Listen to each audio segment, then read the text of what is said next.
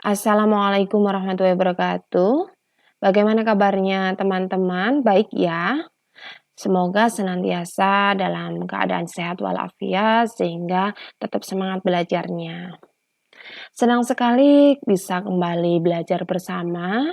Kali ini kita akan belajar mengenai pertidaksamaan nilai mutlak. Pertidaksamaan nilai mutlak ini merupakan kelanjutan dari materi sebelumnya yang sudah kita pelajari kemarin. Kemarin kita sudah membahas tentang persamaan nilai mutlak. Nah, kali ini untuk pertidaksamaannya. Masih ingat ya definisinya pertidaksamaan? Pertidaksamaan adalah suatu kalimat terbuka yang memuat tanda iya, kurang dari, atau kurang dari sama dengan, atau lebih dari, atau lebih dari sama dengan, ataupun tidak sama dengan. Sedangkan nilai mutlak sendiri sudah kita definisikan kemarin ya. Silahkan dibuka lagi videonya mengenai definisi nilai mutlak. Pada pembahasan kali ini kita khusus akan membahas mengenai cara menyelesaikan pertidaksamaan nilai mutlak. Untuk menyelesaikan pertidaksamaan nilai mutlak, ada dua cara yang bisa kita gunakan.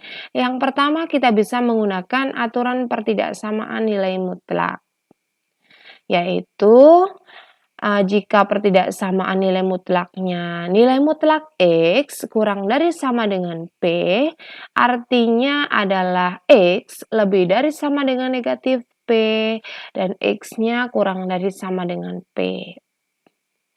Kemudian jika pertidaksamaannya nilai mutlak X lebih dari sama dengan P, itu artinya X kurang dari sama dengan negatif P atau X lebih dari sama dengan P. Untuk cara yang kedua nanti kita bisa mengkuadratkan kedua ruas. Penyelesaian pertidaksamaan nilai mutlak ini menyesuaikan karakteristik soal ya. Sebenarnya setiap soal bisa kita menggunakan definisi, tapi nanti saya pilih misalkan untuk soal dengan karakteristik seperti ini berarti lebih mudahnya pakai metode yang mana. Biar lebih jelas, coba kita simak contoh berikut. Misalkan kita diminta menentukan himpunan penyelesaian dari nilai mutlak 2x ditambah 5 kurang dari sama dengan 6. Maka kita bisa menggunakan aturan pertidaksamaan tadi. Kalau kurang dari sama dengan berarti jadinya 2x ditambah 5 lebih dari sama dengan negatif 6 kurang dari sama dengan 6. Coba kita perhatikan 2x ditambah 5 ini kita ambil dari dalam nilai mutlaknya ya. Kemudian karena ini 6 berarti sebelah kiri negatif 6, sebelah kanannya 6. Kemudian tandanya ini lebih dari ini 2x plus 5 lebih dari sama dengan negatif 6, kemudian kurang dari sama dengan 6. Kita cek lagi aturan tadi. Untuk tandanya, kalau di soal ada sama dengannya berarti ini mengikuti ada sama dengannya ya. Kalau tidak ada berarti mengikuti tidak ada sama dengannya. Disesuaikan soalnya. Berikutnya kita pindah ruas, ini plus 5. Pindah ke ruas kiri ini jadi dikurangi 5, kemudian pindah ke ruas kanan juga jadi dikurangi 5. Jadi pindahnya ke dua arah kiri dan kanan karena ini ada letaknya ada di tengah.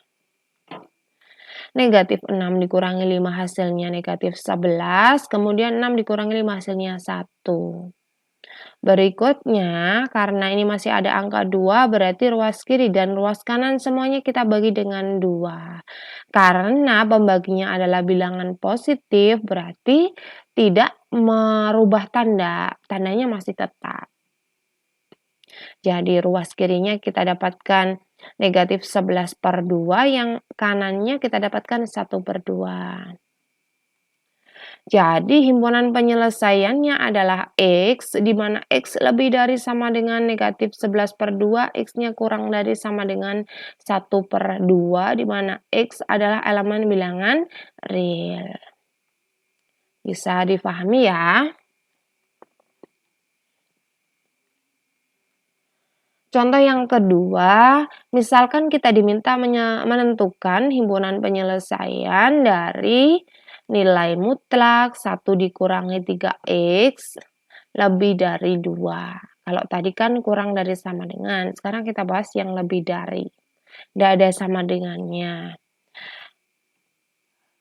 Karena lebih dari berarti dengan menggunakan aturan persamaan nilai mutlak tadi, maka menjadi seperti ini. Kita ambil yang ada di dalam nilai mutlaknya yaitu 1 dikurangi 3x. Kemudian jadi kurang dari yang ini 2 jadi negatif 2. Atau kita ambil lagi yang ada di dalam nilai mutlak 1 dikurangi 3x lebih dari ini 2 jadi tetap 2. Jadi ada 2 ya.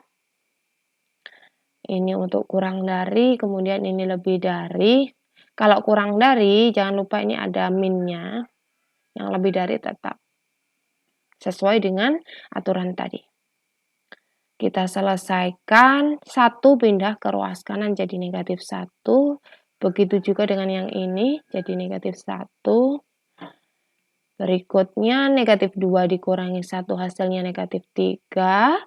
2 dikurangi 1 hasilnya 1. Karena masih ada negatif 3-nya, ini kan kita membutuhkan X-nya saja ya. Berarti kita bagi kedua ruas dengan negatif 3. Karena pembaginya adalah bilangan negatif, berarti tandanya berbalik ya. Yang awalnya ini kurang dari menjadi lebih dari. Negatif 3x dibagi negatif 3 kan hasilnya x ya. Negatif 3 dibagi negatif 3 hasilnya 1, tandanya berbalik.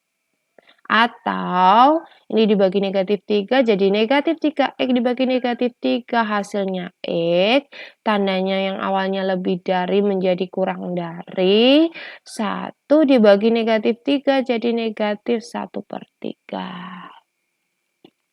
Jadi himpunan penyelesaiannya adalah X, di mana X kurang dari negatif 1/3. Penulisannya kita balik karena kita awali dari yang ruas kiri. Kalau ini di garis bilangan kan ini sebelah kiri, yang ini sebelah kanan. X kurang dari negatif 1/3 atau X lebih dari 1, di mana X adalah elemen bilangan real. Seperti itu. Untuk cara yang kedua, kita bisa mengkuadratkan masing-masing ruas. Masing-masing ruas kita kuadratkan. Nah, karakteristik soal yang bisa kita selesaikan dengan menggunakan metode ini, contohnya seperti ini. Misalkan kita diminta menentukan himpunan penyelesaian dari nilai mutlak 2x ditambah 5 lebih dari sama dengan nilai mutlak x ditambah 4. Kalau kita menemui soal semacam itu berarti kedua ruas kita kuadratkan. Jadi kita peroleh yang awalnya nilai mutlak 2x ditambah 5 lebih dari sama dengan nilai mutlak X ditambah 4, berarti kita kuadratkan, nilai mutlaknya hilang ya.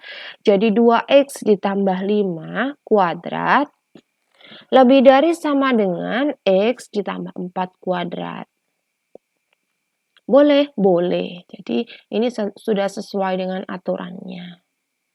Berikutnya kita pindah ruas, yang ada di ruas kanan kita pindah ke ruas kiri. Ini yang awalnya plus jadi min. Min dalam kurung X plus 4 kuadrat.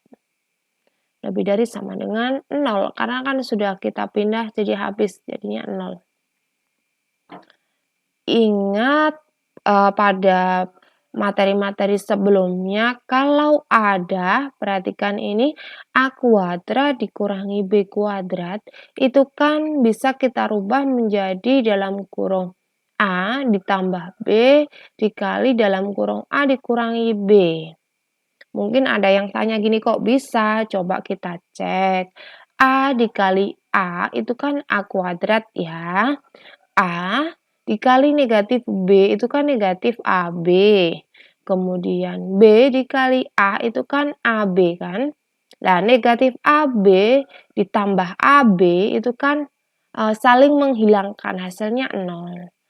Yang terakhir B dikali negatif B itu kan hasilnya negatif B kuadrat. Jadi bentuk ini boleh kita rubah menjadi seperti ini. Biar lebih mudah nanti perhitungannya. Mungkin ada yang tanya gini, Bu, kalau ini tak kuadratkan kemudian baru tak tambah atau kurangkan boleh-boleh, cuma nanti lebih panjang caranya ya. Hasilnya pasti sama, jangan khawatir. Kita pakai ini, definisi ini, kita rubah sesuai dengan yang sudah kita bahas tadi. Berarti pertama ini yang kita kuadratkan ini kita tambahkan ya. Berarti ini 2x ditambah 5 ditambah ini x ditambah 4. Ini kita ambil dari sini, ditambah ini kita ambil dari sini. Dikali, kemudian kita ambil lagi yang ini, 2x ditambah 5. Ini kan tandanya kurang ya, berarti dikurangi. Ini X ditambah 4. Kalau tandanya kurang, jangan lupa dikurung supaya tidak salah tanda. Lebih dari sama dengan 0. Kalau sudah seperti itu tinggal kita hitung saja. 2x ditambah x itu hasilnya 3x. 5 ditambah 4 hasilnya 9. Yang ini 2x, ini min kali plus kan hasilnya min ya, berarti 2x dikurangi x hasilnya x. 5 ini juga min kali plus hasilnya min. 5 dikurangi 4 hasilnya 1. Jadi kita punya dalam kurung 3x plus 9 dikali dalam kurung x plus 1 lebih dari sama dengan 0. Kemudian kita tentukan batas-batasnya dalam garis bilangan dengan cara ini. Mengambil untuk yang sebelah kiri dulu, 3x ditambah 9 dibuat sama dengan 0. Kemudian 9-nya pindah ruas jadi negatif 9. Jadi x-nya adalah negatif 9 dibagi 3 hasilnya negatif 3. Untuk yang ini kita ambil juga, x ditambah 1 sama dengan 0 berarti x sama dengan 1 pindah ke ruas kanan jadi negatif 1. Jadi nanti di garis bilangannya batas-batasnya negatif 3 dan negatif 1. Lebih besar yang mana? Iya, lebih besar yang negatif 1, berarti yang sebelah kiri adalah negatif 3, yang sebelah kanan adalah negatif 1. Berikutnya kita cek tanda ya. Kita ngecek tanda boleh mengambil sembarang angka di sini. Boleh di selang tengah, boleh di selang sebelah kiri, boleh sebelah kanan. Kalau saya lebih suka ngambil angka 0. Coba kita perhatikan 0-nya letaknya di mana ya? Iya benar. 0-nya letaknya di sebelah kanan negatif 1 ya. Berarti di sini. 0 kita masukkan ke dalam pertidaksamaan ini sehingga kita punya 3 dikali 0 ditambah 9, kemudian yang ini 0 ditambah 1. 3 dikali 0 kan 0, 0 tambah 9, 9. 0 ditambah 1, 1, 9 dikali 1 hasilnya 9. Yang kita perlukan apanya? Iya, tandanya saja, yaitu tandanya positif.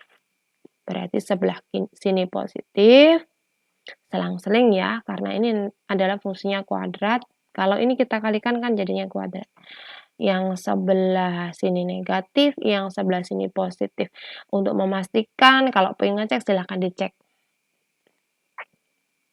Perhatikan ini tandanya adalah lebih dari sama dengan, berarti kita ambil yang positif atau yang negatif? Iya, yang positif. Kita ambil yang ini, yang positif. Kita arsir. Jadi himpunan penyelesaiannya adalah untuk yang sebelah kiri, himpunan penyelesaiannya adalah X, di mana X kurang dari sama dengan. Karena di sebelah kiri itu kan berarti kurang dari sama dengan. Kenapa ada sama dengannya? Sesuai dengan ini ya, soalnya kan ada sama dengannya. Kurang dari sama dengan negatif 3 atau yang sebelah kanan X lebih dari sama dengan negatif 1. Sebelah sini kan lebih dari sama dengan negatif 1, di mana X-nya adalah elemen bilangan real. Bisa diterima ya? Oke. Saya rasa cukup penjelasan mengenai pertidaksamaan nilai mutlak. Semoga bisa difahami dengan baik. Terima kasih atas perhatiannya. Wassalamualaikum warahmatullahi wabarakatuh.